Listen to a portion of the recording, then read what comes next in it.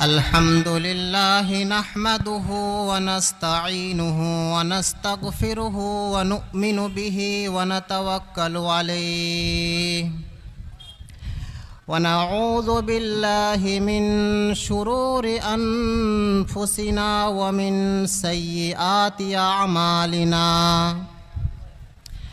मन यहदिहिल्लाहु फला मुदिल्ल लहु वमन युद्लिल्हु फला हादिय लहु व नशहदु अल्ला इलाहा इल्लल्लाहु वहदहु ला शरीक लहु व नशहदु अन्न मुहम्मदन अब्दुहु व रसूलुहु अम्मा बाद फ़अऊज़ु बिल्लाहि मिनश शैतानिर रजीम बिस्मिल्लाहिर्रहमानिर्रहीम या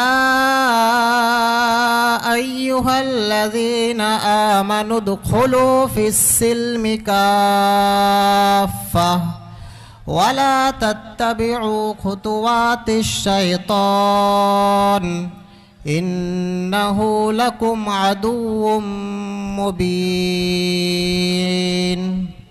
सदक़ल्लाहुल अज़ीम। मोहतरम बुज़ुर्गों, दोस्तों, अज़ीज़ साथियों, पर्दा नशी ख़वातीन इस्लाम, अल्लाह तबारक व तआला का बेहद एहसान और करम और फ़ज़ल हुआ कि अल्लाह तबारक व तआला ने हमें और आपको इस नूरानी मजलिस में जमा फरमाया। अल्लाह तबारक व तआला से दुआ है कि अल्लाह तबारक व तआला हमें और आपको उन बातों पर अमल करने की तौफीक इनायत फरमाए जो बात यहाँ पर कही और सुनी जाए। आमीन। मोहतरम बुजुर्गों, दोस्तों, मुहर्रमुल हराम के आज 10वीं तारीख है। अल्लाह रब्बुल इज़्ज़त का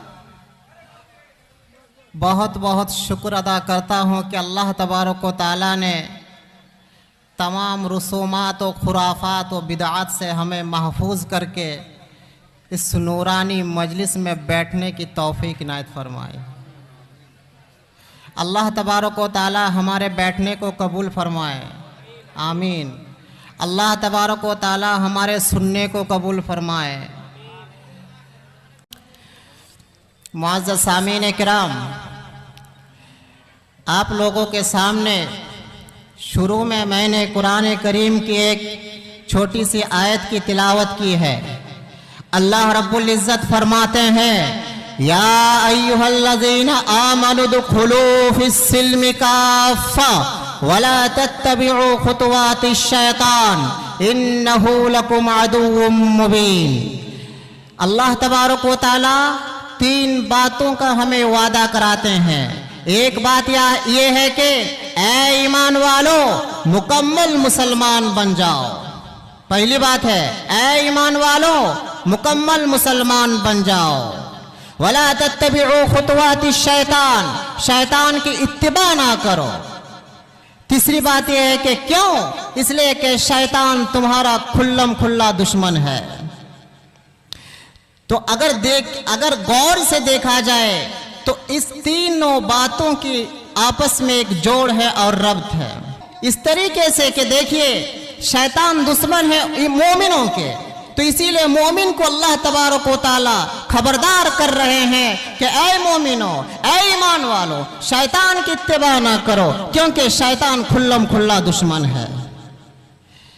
देखिए मुसलमानों, आज हम सबको ये कहते हैं कि हम मुसलमान हैं। ये हम जो है कानूनी मुसलमान है, हकीकी मुसलमान नहीं है। सिर्फ दस्तावेज में लिखा है कि हम मुसलमान हैं, हम दस्तावेज में लिखते हैं क्या है, हमारे धर्म क्या है, दीन क्या है, मुसलमान है, लेकिन हकीकी माना में हम मुसलमान नहीं हैं। इसलिए अगर हम हकीकी माना में मुसलमान होते तो अल्लाह तबारक व तआला कुरान करीम में मोमिनों को मुखातब करके ये ना कहते कि ऐ ईमान वालों मुकम्मल मुसलमान हो जाओ।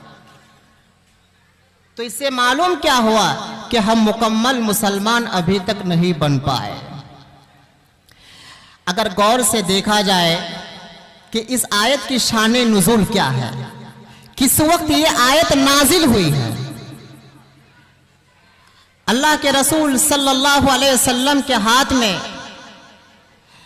जब अब्दुल्लाह इब्न सलाम रजी अल्लाह ताला अन्हु बयात इस्लाम की है तो रसूल सल्लल्लाहु अलैहि वसल्लम को उन्होंने फरमाया कि अल्लाह के रसूल हम तो मुसलमान हो चुके हैं, बिल्कुल दिल के अंदर ईमान, बिल्कुल दिल के गहराई तक ईमान पहुंच गया है, लेकिन कुछ बात के आपसे हम दरखास्त करते हैं। इस बात की अगर इजाजत मिल जाती है तो बहुत अच्छी बात होती। रसूल सल्लल्लाहु अलैहि वसल्लम ने फरमाया क्या बात है। अब्दुल्लाह इब्न सलाम रजी अल्लाह ताला अन्हु ने फरमाया अल्लाह के रसूल हम तो तौरात के आलिम हैं, पहले दीन मूसवी को हम फॉलो करते थे, मूसा अलैहिस्सलाम के मजहब को हम मानते थे, अब तौरात के हम आलिम हैं, कभी बसाओ का तौरात को पढ़ने की इजाजत दे दी जाए, बसाओ का तौरात को पढ़ने की इजाजत दे दी जाए। दूसरी बात यह है कि मूसा अलैहिस्सलाम के मजहब में ऊंट का गोश्त हराम था। मूसा अलैहिस्सलाम के मजहब में ऊंट का गोश्त हराम था और ऊंटनी का दूध पीना भी जायज नहीं था। अगर कोई मुसलमान ऊंट का गोश्त ना खाए तो क्या वो काफिर बन जाता है क्या? नहीं, कोई भी अक्ल सलीम मुसलमान नहीं कह सकता है कि वह काफिर बन गया।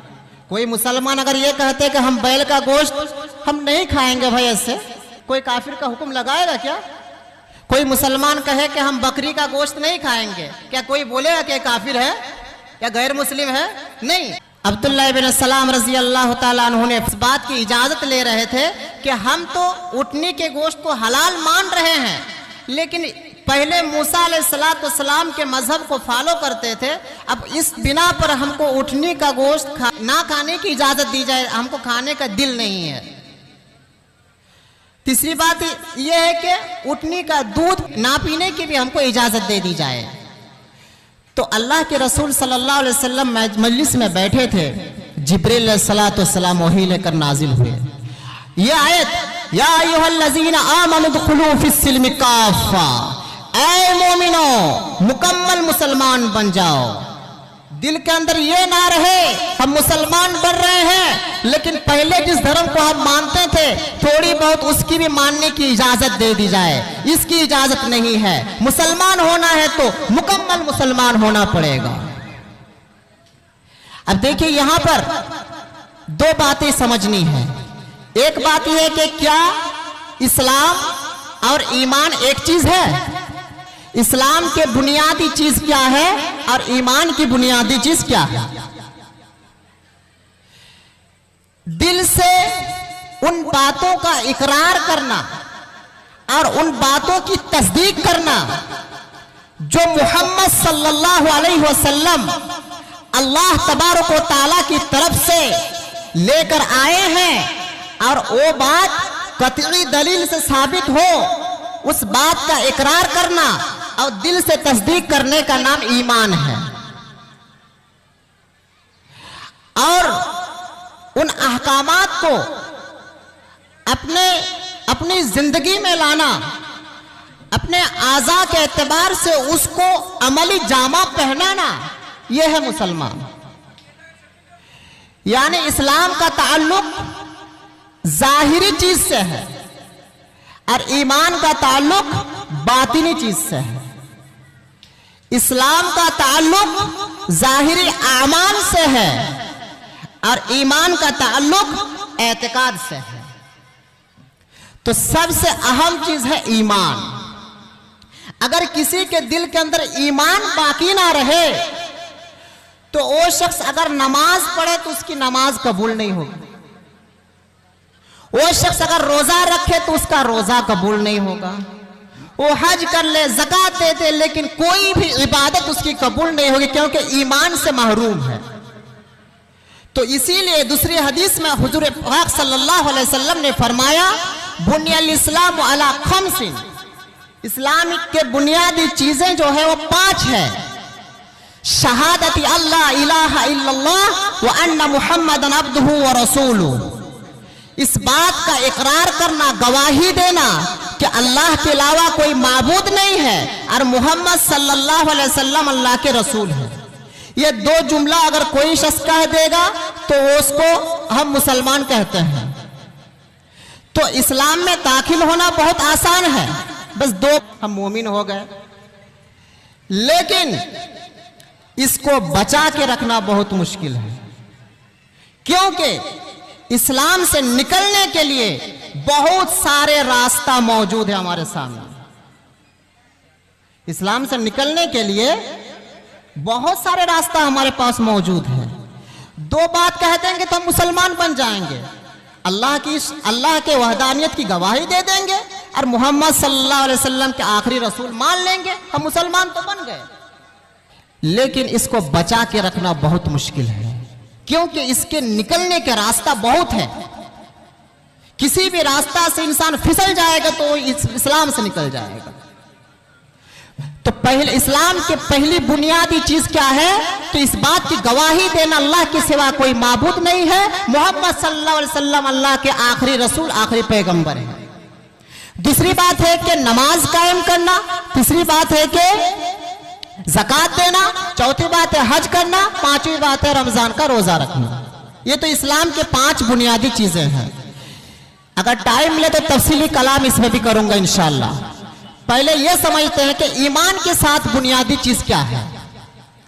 आमन्तु बिल्लाहि व मलाइकतिहि व कुतुबिहि व रुसुलिहि वल यौमिल आखिरि वल क़द्रि खैरिहि व शर्रिहि मिनल्लाहि ताला वल बाअस बादल मौत। इस 7 चीजों का एक साथ दिल से तस्दीक करना, अगर कोई शख्स दिल से तस्दीक कर ले तो वो मोमिन बन जाता है, पक्का मोमिन बन जाता है। अल्लाह तबारक व तआला पर ईमान लाना सबसे पहली बात है। अल्लाह तबारक व तआला पर ईमान लाना किस एतबार से? कि अल्लाह तबारक व तआला जात के एतबार से एक है, ला शरीक लहू, उसका कोई शरीक नहीं है। अल्लाह तबारक व तआला बेनियाज है, किसी का मोहताज नहीं है। अल्लाह तबारक व तआला तने तन्हा है, वो किसी का मोहताज नहीं है। अल्लाह तबारक व तआला का कोई औलाद नहीं है। अल्लाह तबारक व तआला के कोई बाप नहीं है, कोई माँ नहीं है। अल्लाह तबारक व तआला इन चीजों से पाक व मुनज़्ज़ा है। अल्लाह तबारक व तआला के कोई हमसाया नहीं है। तो अल्लाह की जात पर इस तरीके से ईमान लाना, इसी तरीके से सिफत के एतबार से भी अल्लाह तबारक व तआला को एक जानना। हमारे मालिक कौन है? अल्लाह तबारक व तआला है, यानी अल्लाह तबारक व तआला हमारे बादशाह है। रिज़्क़ देने वाला कौन है? अल्लाह है। हम किसी और से क्यों मांगे रिज़्क़ भाई? आप हमको रिज़्क़ दे दीजिए, आप हमको ये दे दीजिए, वो दे दीजिए। रज़्ज़ाक़ कौन है? अल्लाह है। तो हम किससे मांगेंगे? अल्लाह से मांगेंगे रिज़्क़। रहमान कौन है? अल्लाह है। रहम करने वाला कौन है? अल्लाह है। गुनाहों पर पर्दा डालने वाला कौन है? अल्लाह है। तो गुनाह अगर हो जाए तो हम नमाज के बाद अल्लाह तबारक व तआला से, खास करके रात की तारीकी में, रात की अंधेरी में अल्लाह तबारक व तआला के सामने गिड़गिड़ा कर, आंसू बहाकर दिल से अल्लाह तबारक व तआला के सामने तौबा करेंगे कि अल्लाह आप तो सत्तारुल उयूब है, अल्लाह आप तो आयबों पर पर्दा डालने वाले हैं, हमारे गुनाहों को बख्श दीजिए, हम तमाम गुनाहों से हमको महफूज कर लीजिए। इंशाअल्लाहुल अजीज अल्लाह उस बंदे को माफ कर देंगे। तो अल्लाह सत्तारुल उयूब है, गफ्फार है, गुनाहों को बख्शने वाला है अल्लाह तबारक व तआला। अल्लाह मोमिन है, अल्लाह तबारक व तआला महफूज रखने वाला है, अल्लाह तबारक व तआला हिफाजत करने वाले हैं। सिफत के एतबार से भी अल्लाह तबारक व तआला को एक मानना, इस बात को भी दिल में बसा लेना। जिस तरीके से अल्लाह तबारक व तआला जात के एतबार से एक है, तने तन्हा है, सिफत के एतबार से भी अल्लाह तबारक व तआला तने तन्हा है, उसका कोई शरीक नहीं है। अल्लाह तबारक व तआला शिरिक को कभी भी पसंद नहीं करते हैं। तमाम गुनाहों को अल्लाह तबारक व तआला बख्श देंगे, लेकिन शिरिक और कुफर को अल्लाह तबारक व तआला नहीं बख्शेंगे। इसलिए हकीम लुकमान ने अपने लड़का को, लखते जिगर को नसीहत की, या बुनैया ला तुशरिक बिल्लाह, ऐ हमारे लखते जिगर, ऐ हमारे प्यारे बेटा, अल्लाह के साथ किसी को शरीक मत करना। इन्ना शिरक लजुल्मुन अज़ीम, क्योंकि शिरिक बहुत बड़ा गुनाह है, बहुत बड़ा जुल्म है। जुल्म किसे कहते हैं? जुल्म कहा जाता है जिस चीज का जहां मर्तबा हो उसके मर्तबा से उसको हटा देने का नाम जुल्म है। मान लीजिए कि टोपी रखने की जगह क्या है? सर है। सर में टोपी रखेंगे हम तो टोपी की इज्जत हुई। अगर हम टोपी को किसी और जगह पर रख देंगे, घुटने पर रखेंगे, तो टोपी पर जुल्म हुआ। जिस चीज को जहां रखना है उसी चीज को उसी जगह पर अगर रखेंगे तो ठीक है, अगर उस जगह से उसको हटा देंगे तो जुल्म होगा। तो अल्लाह तबारक व तआला का जिस एतबार से अल्लाह तबारक व तआला का लिहाज करना है, जहां पर अल्लाह तबारक व तआला को रखना है उसी जगह पर अल्लाह तबारक व तआला को रखना है। उस जगह पर अगर किसी को रख देंगे तो ये अल्लाह तबारक व तआला पर जुल्म हो जाएगा, और ये शिरक है। अल्लाह इसको कभी भी नहीं बख्शेंगे।